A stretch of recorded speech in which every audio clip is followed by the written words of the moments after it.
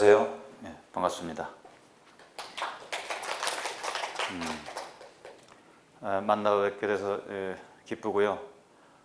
기쁜 이유는 되게 단테에 대해서 얘기할 수 있는 그런 자리라서 더 그런 것 같습니다. 유명한 작가죠. 하지만 또 낯설기도 하고요. 유명한 이유는 뭐 그만큼 가치가 있어서고, 또 낯선 이유는 좀 어려워서 그런 것 같아요. 그 어려운 이유를 생각해 보면 아마 우리에게 낯선 그런 세계를 다루기 때문이 아닌가, 이제 이런 생각이 듭니다. 우리에게 낯선 세계라면은 역시 이제 죽음 이후의 세계라는 거죠. 죽음이라고 하는 것은 우리에게 그 기억의 대상이 아니죠. 과거에 일어났던 일이 아니라 언제나 미래에서 닥쳐오게 될 그런 사건이자 세계라서 우리에게 좀 낯설고 두렵고 힘들게 느껴지는 그런 세계죠. 그래서 죽음의 세계, 죽음 이후의 세계를 다루고 있는 것이 이제 단테의 대표적인 신곡이라는 작품이죠. 한 번도 겪어보지 못한 그런 세계를 다루기 때문에 신곡은 상상으로만 가득 차 있다고 생각할 수가 있습니다. 한 번도 겪어보지 못한 경험의 세계가 아니기 때문에 상상으로만 가득 차 있다고 생각할 수 있는데, 오늘 여러분과 함께 신곡이 상상의 세계라기보다는 오히려 재현의 세계다라는 것을 좀 확인해 볼까 합니다. 그렇게 봤을 때 신곡을 마냥 뭐 상상의 세계, 우리가 한 번도 경험하지 못하고 본 적도 없는 그런 세계라고 생각을 했을 때 굉장히 느껴지는 어려움보다는 단테가 보고 들은, 직접 경험한 그런 세계를 우리에게 전달해 준다고 생각했을 때는 좀 더 구체적으로 살아있는 그런 어떤 모습으로 우리에게 이제 다가올 수가 있는 거죠. 그래서 신곡, 이게 이제 신곡의 한 구절인데, 신곡은 뭐 오늘 이제 신곡에 대해서 뭐 많이 얘기를 안 할 겁니다. 뭐 어떻게 보면 작가 얘기를 이제 훨씬 더 많이 하게 되겠죠. 이 신곡의 한 구절인데, 신곡은 뭐 전체가 다 시로 이루어져 있죠. 운문이에요. 14,233행의 운문으로 이루어져 있고, 그래서 더 어렵죠. 뭐 이렇게 내 뒤를 따라 사람들은 말하게 두라. 탑처럼 굳건해 바람이 불어쳐도 끝자락조차 잃지 흔들리지 말라. 무슨 말인지 잘 모르겠어요. 그죠? 굉장히 많은 또 깊은 그런 의미들을 품고 있고, 이것이 지난 700년 동안 수많은 비평가들, 독자들에 의해서 그 숨어있는 의미들이 파헤쳐졌죠. 700년 동안 파헤쳐도 앞으로도 파헤칠 의미는 더 남아있는 것 같아요. 운문이라는 것 자체가 이제 그렇게 수많은 함의를 품고 있는 그런 형식이기도 하고, 또 단테 신곡은 특히나 더 그런 게 아주 강한 것 같아요. 그 어떤 함축하는 그런 의미가 굉장히 깊고도 넓죠. 그래서 우리로 하여금 그 신곡을 대할 때 굉장히 좀 어렵게 생각하게 만드는데, 오늘은 이제 이런 그 신곡의 이런 그 어렵게 느껴지는 구절들이 아까도 말씀드렸지만은 단테의 어떤 추상적인 사고나 상상의 세계, 이런 것보다도 오히려 단테의 구체적인 경험적인 그런 사실들에서 나왔다라는 것을 여러분과 함께 이 사진 자료들을 통해서 확인해 보도록 하겠습니다. 자, 일단 이 구절을 가지고 와봤어요. 처음 이제 시작하는 그런 의미에서. 연옥의 신곡은 지옥, 연옥, 천국 이렇게 이루어져 있고, 그 내세, 즉 죽음 이후의 세계가 지옥과 연옥, 천국으로 이루어져 있다 하고 단테는 이제 본 거죠. 이렇게 상상을 한 거죠. 설정을 한 거죠. 그래서 지옥에 보면 이제 이런 구절이 나옵니다. 그래서 내 뒤를 따르라. 사람들은 말하게 두라. 근데 여기서는 이제 나라는 것은 사실 단테가 아니라 베르길리우스예요. 이런 식으로 얘기하면 좀 더 어려워지는데, 베르길리우스는 로마의 시인이었고 단테가 가장 존경했던 그런 시인이었죠. 그래서 단테가 내세의 세계를 둘러보는데 혼자 둘러보질 않고 늘 길잡이를 앞에 세웁니다. 자신을 인도하는 누군가를 앞에 세우는데, 그 대표적인 사람이 둘, 한 사람은 베르길리우스고 또 한 사람은 베아트리체였죠. 그래서 연옥까지는 이제 베르길리우스가 안내를 하고, 천국은 베아트리체가 이어받아서 안내를 하게 되는 그런 건데, 이게 이제 베르길리우스가 한 말이에요. 그래서 내 뒤를 따르라. 단테요, 너는 내 뒤를 따르라. 사람들은 너에 대해서 이렇고 저렇고 말하게 내버려 둬라. 신경 쓰지 말라. 너는 탑처럼 굳건해야 되고 바람이 불어쳐도 끝자락조차 일찍 흔들리지 말라. 굳건한 의지를 가지고 신념을 가지고 계속 이 여행을 이어가야 된다. 이런 이제 요구를 하고 있는 거죠. 이거를 갖다가 이제 마르크스라는 그 대철학자가 1867년 런던에서 출판된 자본론의 서문에다가 이거를 갖다 이렇게 좀 뭐랄까요?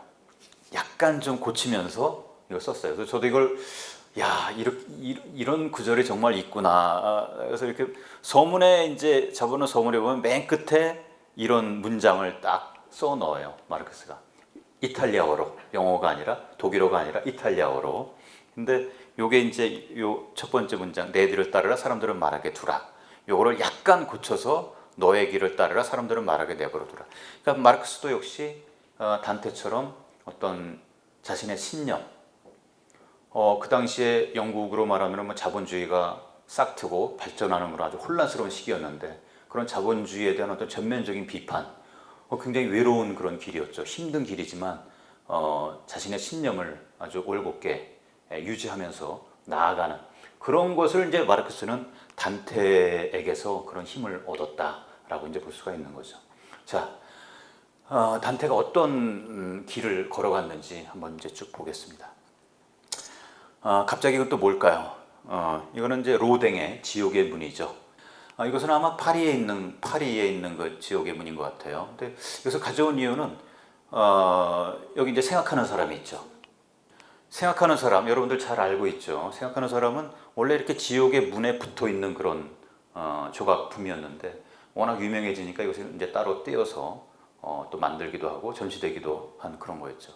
자, 지옥의 문에는 뭐 한 200개가 넘는 그 인간 얼굴들, 자세들 이런 것들로 이루어져 있다고 해요. 그러니까 단테의 지옥편에 등장하는 인물들이 여기에 다 새겨져 있는 거죠. 다는 아니지만 그랬을 때 이 생각하는 사람은 표정이나 뭐 자세나 이런 것들로 봤을 때 지옥의 문에 이렇게 새겨져 있는 그런 지옥의 죄인들을 내려다보고 있는 그런 형태를 취하고 있어요. 그러니까 단테는 이게 이제 생각하는 사람이 곧 단테가 모델이죠. 로댕은 신곡에 굉장히 심취를 했고 신곡을 주제로 한 그런 조각품들을 여럿 만들어냈죠. 그래서 지옥을 둘러보는 단테, 그리고 둘러보면서 지옥에 대해서 고민하고 거기서 어떤 메시지를 찾고 인간의 구원의 길을 찾고자 했던 그런 단테의 이미지를 이렇게 생각하는 사람, 지옥의 죄인들을 내려다보면서 그들에 대해서 고민하는 그런 모습으로 이렇게 조각을 한 거죠.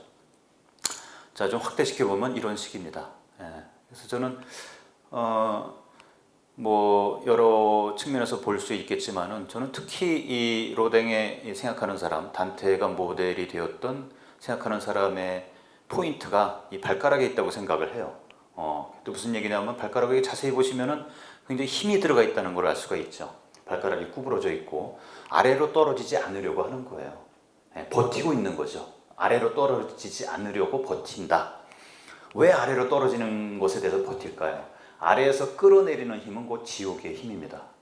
지옥은 단테가 상상하기로 지구 이 지표면 아래 뚫려 있는 지하 세계죠. 그리고 지구 한 중심이 이제 지옥의 가장 밑바닥이고 거기가 지옥의 힘이 가장 응집되는 곳이에요. 거기서부터 우리를 끌어내리는, 즉 중력이라고 얘기하죠. 중력이야말로 지옥의 힘이다 라고 이제 볼 수가 있는 거죠. 우리는 그런 지옥의 힘, 중력을 이기는 그런 힘으로 죄를 짓지 않고 구원을 얻고자 하죠.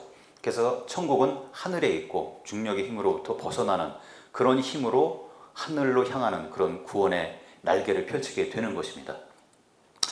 자, 그래서 이렇게 지옥을 내려다 보되 거기에 떨어지지 않으려고 하는 그런 긴장, 이것이 이제 발가락에 잘 표현이 됐다라고 이제 볼 수가 있고요.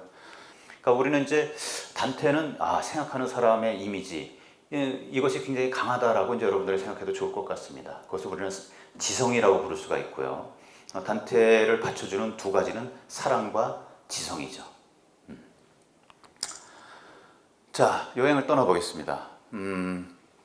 이탈리아에 이제 여러분들이 뭐 다녀보신 분들 많이 계실 텐데, 이렇게 벽에 붙어 있는 이런 이거를 뭐라고 불래? 현판이라고 할까요? 이것을 이렇게 눈여겨 보신 분은 이렇게 많지 않을 것 같아요. 예. 이게 눈여겨 보시면은 이게 곳곳에 이탈리아 가면 이제 도시들이나 어떤 건물들 벽에 보면은 이런 현판들이 이렇게 붙어 있는 것을 여러분들이 관찰할 수가 있는데, 이거는 이제 피렌체 어떤 벽에 붙어 있는 현판이에요. 이게 이제 단테 인페르노라는 뜻이죠. 지옥편 23고 94행부터 95행까지 두 줄을 여기다 이제 새겨 놓은 거예요. 그래서 Io fui nato e cresciuto sopra il bel fiume d'Arno alla gran villa. 그래서 이 뜻은 뭐냐면은 난 아름다운 아르노의 강원절이 큰 도시에서 태어나 자랐고, 이렇게 지옥편에 보면은 단테가 자신에 대해서 소개하는 이런 구절이 나오는 겁니다. 그래서 아르노라는 것은 이제 피렌체를 관통하는 그런 강이고요. 네, 이것이 이제 아르노 강이고요. 이 아르노 강이 흐르는 그 원절이 큰 도시에서 태어나고 자랐다. 우선 자신의 피렌체를 소개를 하는 그런 장면이죠. 이게 이제 폰테 베키오, 잘 아시는 베키오고, 이건 산타 트리니타 다리예요. 그래서 이것이 요 다리가 이제 단테가 베아트리체를 만났던 그런 다리죠.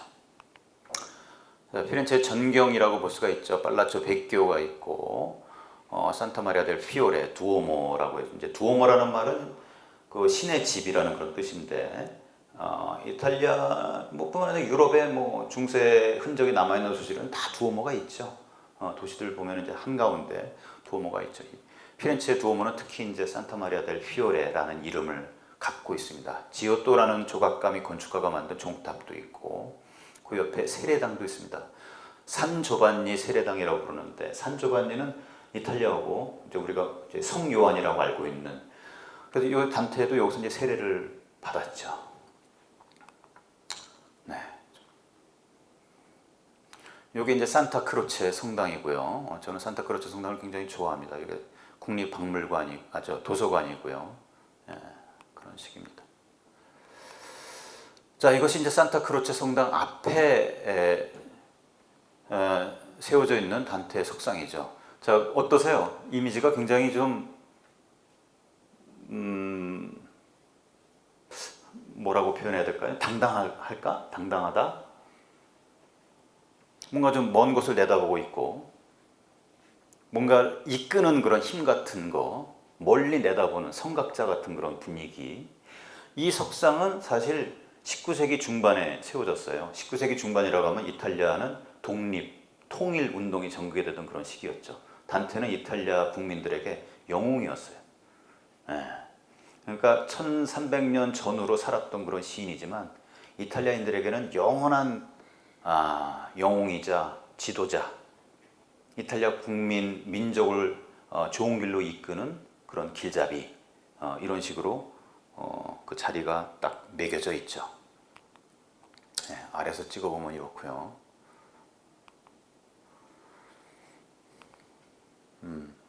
옆에 책을 끼고 있죠. 신곡이라고 이제 볼 수가 있겠죠. 네. 산타크로체 앞에 광장입니다. 약간 좀 한적하다, 쓸쓸하다, 한산하다, 이런 느낌도 좀 들죠. 그렇죠? 사실 관광객들이 많이 오는 그런 곳은 아닙니다. 그냥 단체 관광객들이나 이끌려서 안내하는 사람한테 이끌려서나 오지, 자기 발로 이렇게 가는 사람들은 그렇게 많지 않은 것 같아요. 여기보다 더 번화하고 더 이렇게 눈길을 끄는 그런 곳들이 많이 있죠. 하지만 저는 산타크로체 광장이 참 좋고, 산타크로체 성당이 좋고, 또 단테가 참 좋아요. 그래서 지금 잠깐 말씀드리면은, 사실 제가 이 클래식 클라우드 시리즈의 책을 쓰게 된 동기는 저 자신이 좀 목이 말랐던 것 같아요. 뭐냐면은 저는 이제 단테를 평생 단테만 이제 하고 이제 공부하는 그런 사람인데, 그동안 늘 책상 앞에 앉아서 단테 글로만 단테를 만나고 있었어요.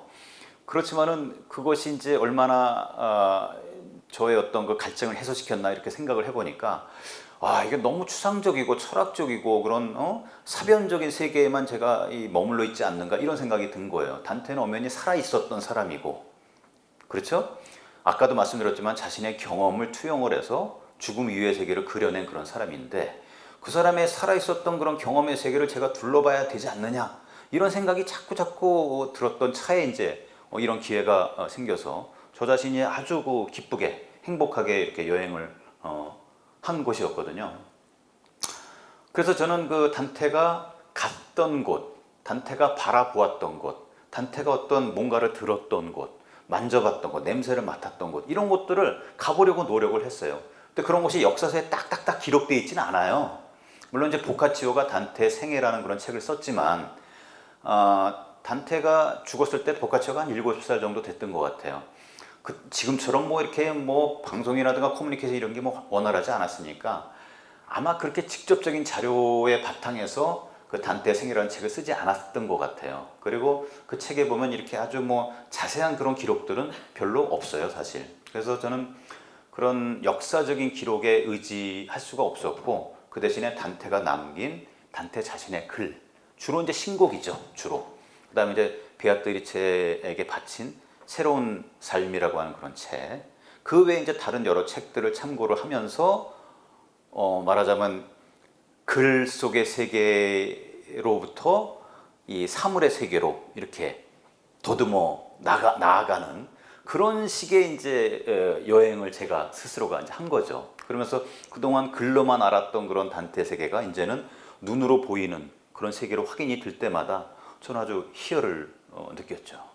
자, 단테가 자랐던 그 당시의 성곽, 이것이 이제 피렌체의 성벽입니다. 이것도 이제 미켈란젤로 광장에서 찍은 그런 형태고요. 성벽을 밑에서 보면 이제 이런 식이죠.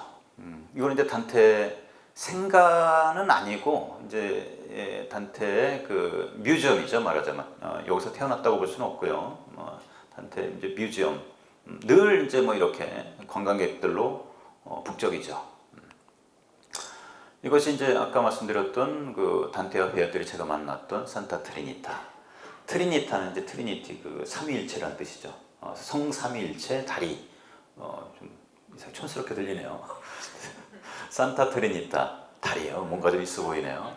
근데 본테 베키오가 워낙 유명하기 때문에 베키오는 이제 올드 오래된 그런 뜻이에요. 그래서 그 오래된 다리란 본테는 이제 다리란 뜻이고 그게 워낙 유명해가지고 여기 가는 사람들은 별로 없죠. 다들 본테 베키오 가서 거기 이제 금은 세공 이런 거 좀 구경도 하고 사기도 하고 이제 뭐 그런 식이고 그 다음에 이제 그 우피치 미술관에서부터 뭐 본테 베키오 그다음 그 갖다 이제 바사리의 복도라고 해가지고 그것이 쭉 연결되어 있고 피티 궁전까지 해서 그 루트로 이제 사람들이 보통 관광을 하죠. 그래서 여기로 이제 가는 사람들이 많지가 않은데 단테와 베아트리체를 생각하는 분들이라면 여기에 가고 싶어 할 거예요. 근데 별다른 특징은 없습니다. 그냥 이렇게 있고요. 이런 식으로 이제 수많은 그림들이 그려졌죠. 이 장면을 놓고 수많은 그림들이 그려졌는데 뭐 일례를 보면 이제 이런 식이에요. 그래서 단테가 지금 이제 산타 트리니타 다리고 여기 본테 베키오가 있죠. 가슴을 이렇게 너무 떨려가지고 그리고 이제 베아트리체고 어떤 두 명의 친구들과 같이 이제 가는데 베아트리체는 좀 약간 모른 척하고 있어요. 그리고 이 여자들이 오히려 이제 단테를 보면서 저 사람이 이렇게 베아트리체를 사랑한다는 그 사람 사내구나 뭐 이렇게 말하듯이 보여요.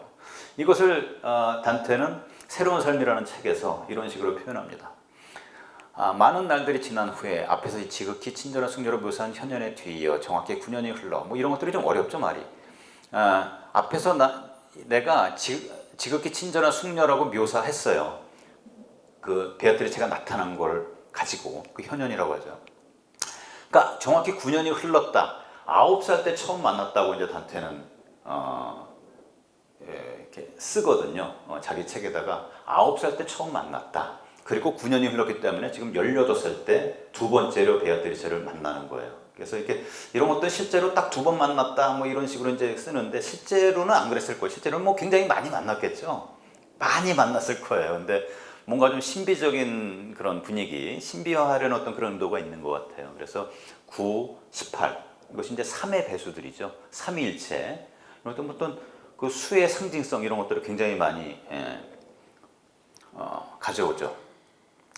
그래서 18살 때 이 불가사의한 여자는 휘리인 색깔의 옷을 입고 그녀보다 연상의 두 우아한 여자들 사이에서 모습을 드러냈다. 길을 가다가 그녀는 내가 두려움에 떨고 있던 그곳으로 눈길을 돌렸고 오늘로서 영원한 삶으로 보상받을. 왜 영원한 삶으로 보상받느냐? 베아트리체는 단테에게 구주예요. 구원의 주체. 나를 구원해 줄 수 있는 그런 존재예요. 베아트리체라는 이름 자체가 복을 주는 여자라는 뜻이죠. 복을 준다라는 것은 구원으로 이끈다는 걸 복자, 복된 자, 구원받은 자예요. 그렇죠? 베아트리체는 사람들을 인간을 구원으로 이끄는 하느님의 구원으로 이끄는 그런 존재. 이름 자체가 이제 그런 거죠. 그러니까 영원한 삶이라는 것은 곧 구원을 받아서 천국에 들어가는 그런 의미죠. 이루 말할 수 없을 정도의 깍듯한 예의를 갖추어 내게 고결하게 인사를 했다. 왜 영원한 삶을 보장받게 됐느냐? 베아트리체가 인사를 했기 때문에 그래요. 인사를 한다는 것은 곧 구원의 약속인 거죠. 그만큼 나는 지복의 모든 모습을 구석구석 보는 듯 했다. 오늘날의 이제 산타 트리니타 날이죠.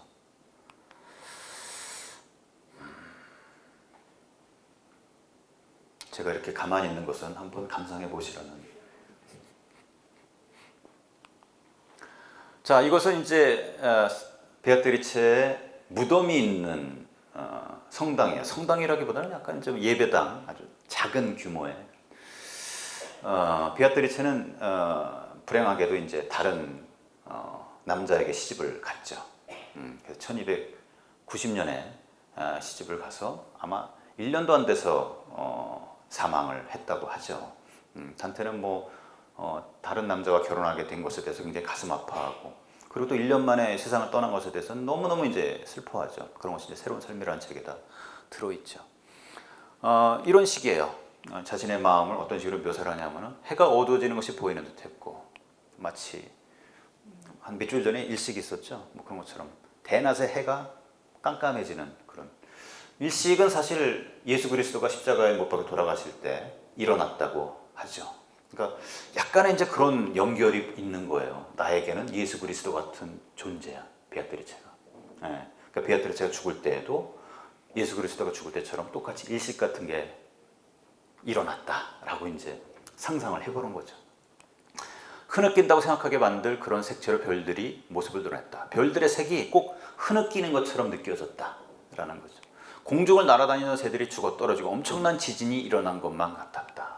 이제 베아트리체의 죽음을 전해 듣고 느낀 심정이죠. 자, 이것이 이제 여기가 이제 좀 전에 보셨던 그죠? 좀 구분이 되죠? 여기가 이제 그 베아트리체의 무덤이 있는 산 마르게리타 예배당이고, 요게 단테의 뮤지엄이에요. 그리고 단테의 생가도 여기서 아주 가까운 그런 곳이에요. 그러니까 이것이 다 한 장소에 어우러져 있는 거예요. 그러니까 그들이 만나고 그들이 태어나고 그들이 자라고, 거기다가 베아트리체가 묻힌 곳이 불과 뭐 한 100m 이 반경 안에 다 들어있는 거죠. 그러니까 베아트리체의 삶과 죽음을 고스란히 안고서 단테는 피렌체의 삶을 살았다라고 이제 볼 수가 있죠. 안에 들어가 보면 이렇습니다. 베아트리체의 무덤이에요. 굉장히 초라해요. 깜짝 놀랄 수도 있습니다. 야, 이 단테는 정말 세계적인 가장 위대한 작가라고 해도 과언이 아닐 텐데, 그 작가를 있게 만든 문학의 어떤 그 영감의 원천인 베아트리체의 무덤이 이렇게 초라할 수가 있을까? 초라합니다. 그래서 비포세 폴타, 묻혔다. 베아트리체 포르티나니까 여기에 묻혔다라는 거죠. 그래서 이렇게만 있고 뭐 거의 장식도 없고요. 온 관광객들이 이렇게 편지를 써서 넣어둔 바구니만 있습니다. 그래서 저는 이것이 어떻게 보면 막 아주 호화롭게 장식된 그런 무덤보다도 더 이렇게 애틋한 마음을 자극하는 것 같아요. 그래서 이게 다예요, 사실. 이 안에 아무것도 없고 이렇게 유모의 무덤과 베아트리체 무덤 요것만 딱 있는 걸 아주 작은, 이 공간보다 더 작은 것 같아요. 여기서 저는 아주 많은 시간을 보냈죠. 그래서 베아트리체 생각하고 단테 슬픔을 떠올려보고 이제 그랬었죠. 자, 이제 요게 이제 요로 들어가면 바로 여기에 그 마르게리타 예배당이 있고요. 이쪽에 이제 단테 뮤지엄이 있고 그런 식이에요. 그 골목을 빠져나오면 이렇게 이제 전개가 되죠. 왜 이거를 제가 보여드리냐면 요 골목 빠져나오면 요 지점에 베아트리체의 생가가 있어요. 예. 여기서 이제 이렇게 나오는 거죠. 이제 구분이 좀 되시죠? 요게 이제 그 무덤이 있는 그 예배당이고, 요게 이제 그 단테 뮤지엄이고요. 그렇죠. 그래서 나와서 이렇게 맞은편에 베아트리체 생가가 있는데, 허무하게도 이렇게 공사 중이더라고요. 그래서 이게 단테 생가가 아니죠. 베아트리체 생가가 어디 있는 거야 도대체? 뭐 아무리 이렇게 찾으려고 해도 없는 거예요. 그래서 제가 옆에 여기에 이제 꾸치올로라고 하는 여기 여기 들어가서 커피 한 잔 마시면서 이 주인한테 물어봤어요. 할아버지더라고요. 그러니까 오랫동안 여기 살았을 테니까. 그러니까 바로 앞이래요. 바로 앞이 뭐 아무것도 없는데 뭐냐. 그러니까 이 할아버지가 밖에 나를 데리고 나와서 친절하게 여기다라고 이렇게 알려주더라고요. 근데 여기다라고 간데 보면 이거밖에 없어요. 근데 다행히 또 이 현판을 찾아냈어요. 제가 그 건물에 박혀 있는 현판을 찾아냈어요. 이 현판에는 이 단테 뿌르가토리오, 이게 연옥이죠. 연옥 30곡에 31행부터 33행까지. 거기에 이제 하얀 너울 위에 올리브 관을 쓴 여자가 나타났는데 녹색 망토 아래로 살아있는 불꽃색 옷을 입었더라. 연옥에 이제 33곡까지 있거든요. 그러니까 거의 끝이에요. 이게 연옥의 꼭대기에서 단테가 베아트리체를 만나는 그 장면이에요. 거기서 이제 베르길리우스는 물러가고 베아트리체가 안내자의 역할을 이어받게 되는 거죠. 이제 단테가 살면서 두 번 만났고 세 번째 만난 게 죽어서 연옥에 갔을 때. 죽어서 간 건 아니지. 어쨌든 죽음 이후의 세계에서 이제 베아트리체를 만난 거죠. 세 번째로는. 그래서 이런 식으로 이제 묘사를 하죠. 하얀 너울 위에 올리브관을 쓴 여자가 나타나는데, 올리브라는 것은 이제 승리의 상징이죠. 녹색 망토 아래로 살아있는 불꽃색 옷을 입었다. 그래서 요 내용을 현판에 새겨가지고 그 집에 공사 뭐 이런 것들이 있는 그 와중에 이제 이렇게 딱 박혀 있죠. 하여튼 이런 거 찾아내고 그러면 그때마다 굉장히 기쁘더라고요. 아주 그냥 희열이 느껴지고 행복했죠. 자, 이거는 이제 산 미니아토 알몬테, 아까 파뇰레라는 그 시골에 있던 그 성당과 이름이 같은데, 이름이 같아요. 근데 이것은 이제 피렌체에 있는 그런 성당이죠. 그래서 몬테라는 것은 산이라는 뜻이고, 산에 있는 산 미니아토 성당 이런 뜻이에요. 이게 이제 연옥의 이 성당에 대한 묘사가 나오죠. 그래서 어느덧 우리는 거룩한 계단을 오르고 있었는데 이전에 평지에 있었을 때보다 내 몸이 한층 더 가벼운 느낌이 들었다. 이게 무슨 얘기냐면 연옥은 산이에요. 지옥은 지하 세계이지만 연옥은 하늘로 솟아있는 그런 산의 형태를 하고 있거든요. 그래서 지옥을 구경할 때는 밑으로 내려가고 연옥을 구경할 때는 산으로 올라가요. 올라가는 게 어렵잖아요. 등산하는 것처럼. 그런데 평지에 있었을 때보다 내 몸이 더 가벼운 느낌이 들었다는 거예요. 올라가는데도 불구하고. 왜 그럴까요? 연옥이라는 곳의 특성이 뭡니까? 정죄죠. 정죄. 펄거토리, 펄게이션, 씻는 거예요. 씻다. 씻다. 그러니까 죄를 씻는 곳이 연옥의 본질이에요. 연옥에 일단 연옥행위 보장받는다면 여러분들은 천국까지 갈 수가 있어요. 왜냐하면 연옥에서 죄를 다 씻고 지상낙원, 연옥의 꼭대기에 있는 지상낙원, 거기서 렛대강과 에우노의 강에서 몸을 다 씻으면 완전히 이제 순수한 몸이 돼서 천국으로 올라가게 되는 거죠. 그러니까 연옥의 산을 올라간다는 것은 힘든 일이 아니에요. 얼마나 희망에 가득 찬 그런 일이겠습니까? 그죠? 지옥의 본질은 뭐예요? 희망이 없어요. 영원한 고통이에요. 영원히 여기서 못 빠져나가. 근데 연옥은 빠져나갈 수 있는 곳이에요. 다만 시간이 필요해. 그리고 죄를 씻는 고통도 있긴 있죠. 하지만 그 고통에 비해서 이 구원을 얻을 수 있다는 희망이 훨씬 더 크겠죠.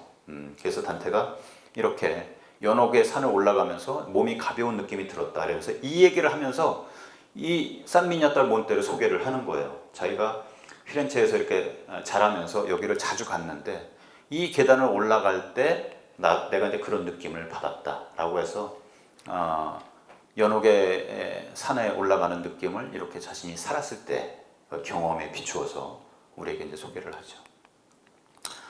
여기도 제가 이제 좋아하는 그런 장소인데 이게 산미냐토 알 몬테 내부죠. 여기도 이제 사람들이 잘 안 가요. 뭐 유명한 것도 아니고 뭐 이렇다 하긴 뭐 이렇게 볼만한 것도 없고 뭐 이런 것처럼 보이니까